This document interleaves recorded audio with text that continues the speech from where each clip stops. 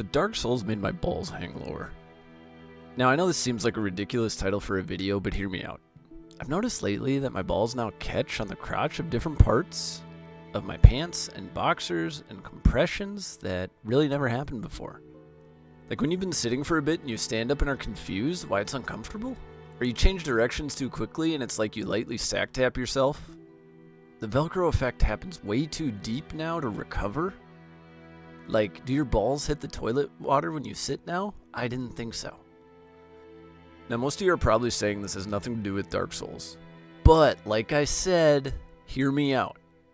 I do my normal testicular checks for cancer. I get a physical every year. I've even had an ultrasound, so we know everything is good. I'm also a dad, so these things are certified back-to-back world champs. Now, if any of you are watching this and haven't, dog, check your balls for lumps and schedule your physical. Alright, PSA over. Now, why did Dark Souls depress my balls now? I've never went hollow. I've beaten it multiple times before. I've even done challenge runs. Respect if you were one of the OGs like 4 or 5 years ago during the Naked Dad Zwei run. Also hilarious to look back now at that being difficult at the time, but feeling almost easy or like optimal playing that now.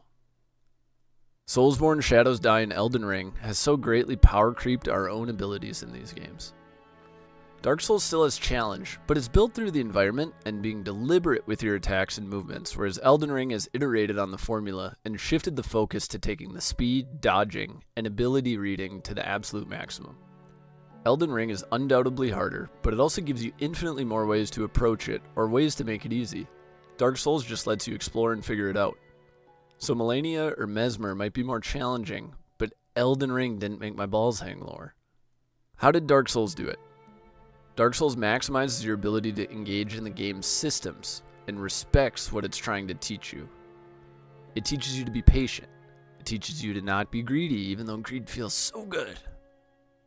It teaches you to adapt and persevere, even through insurmountable odds.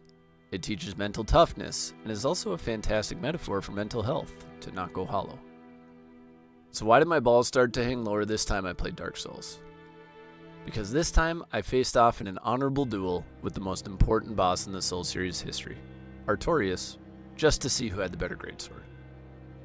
Now, really, if you've made it this far, the whole video is a fun way to let you all know my next video is going to be a deeper dive on why Artorias is the most important boss in the series. Not the best, but the most important for where the series would progress to. So if you enjoyed this video, or if that one interests you, please support the channel in any way you can. Thank you, and don't you dare go hollow.